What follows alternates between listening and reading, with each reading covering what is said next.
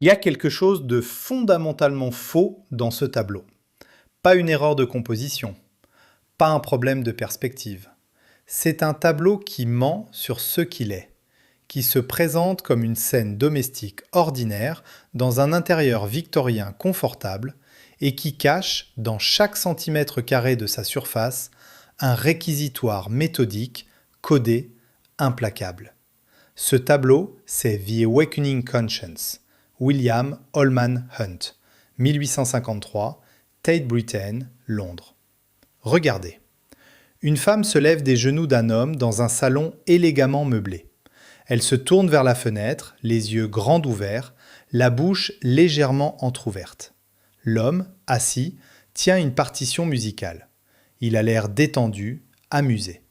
Derrière eux, un miroir reflète une fenêtre donnant sur un jardin ensoleillé. Sur le sol, près du pied de la chaise, un chat joue avec un oiseau. La pièce est remplie de détails raffinés. Rideaux brodés, papier peint fleuri, mobilier neuf. Le cadre est bourgeois, agréable, vivant. Voilà ce que vous voyez. Mais ce qui se passe réellement dans ce tableau est une toute autre affaire. Nous sommes en Angleterre en 1853. La question de la fallen woman, la femme déchue, est une obsession nationale. La presse, le Parlement, les sermons du dimanche en parlent sans relâche. Des dizaines de milliers de femmes à Londres vivent comme maîtresses entretenues. Ni épouses, ni prostituées officielles, mais dans une zone grise légale et morale, précisément codifiée par la société victorienne. Elles sont maintenues, protégées et condamnées. La confrérie pré-raphaélite, dont Hunt est l'un des membres fondateurs, a fait de la peinture à symboles chargés une doctrine artistique. Chaque objet dans un tableau pré-raphaélite doit signifier quelque chose de précis. Chaque détail est une phrase dans un texte moral. Ce tableau n'est pas une illustration. C'est un sermon écrit en peinture, destiné à un public qui savait lire chaque ligne. La femme qui se lève n'est pas la femme de cet homme. La preuve est immédiate et irréfutable pour tout spectateur victorien. Regardez ses mains. Pas de bague de mariage. Dans une société où le statut matrimonial est le premier marqueur d'identité féminine, l'absence de bague est une déclaration.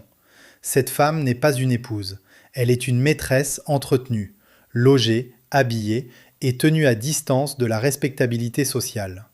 Son expression est extraordinaire. Elle ne regarde pas l'homme. Elle regarde la fenêtre, ou plutôt, elle regarde ce que la fenêtre lui révèle. La lumière du jardin, la nature libre, quelque chose en dehors de cette pièce.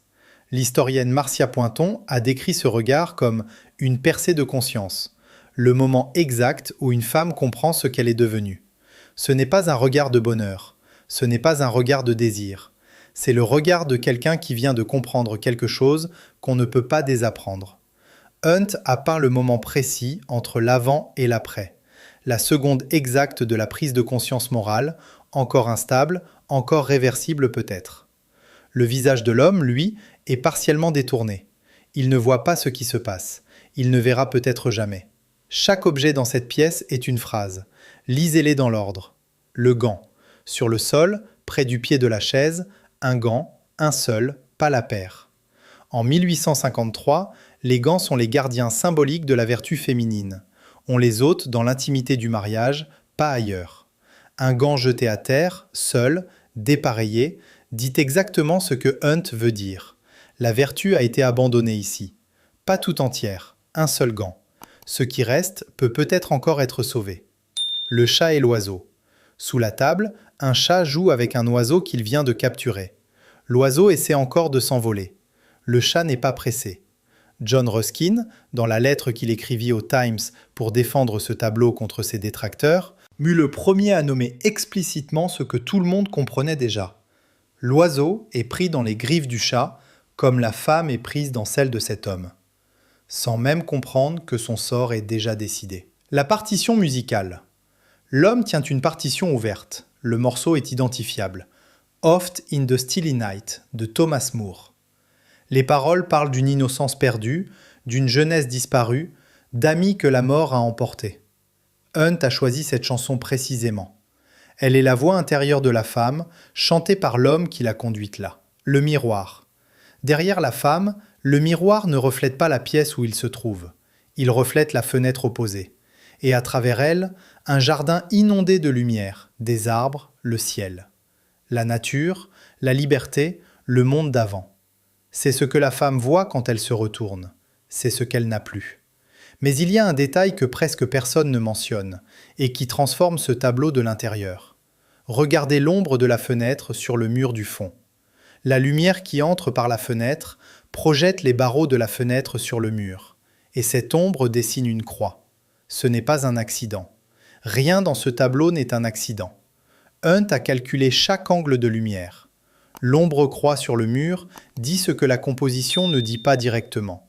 La rédemption est possible. Elle est déjà là, projetée sur le mur, attendant. La femme n'a pas encore péché de manière irrévocable. Elle peut encore choisir.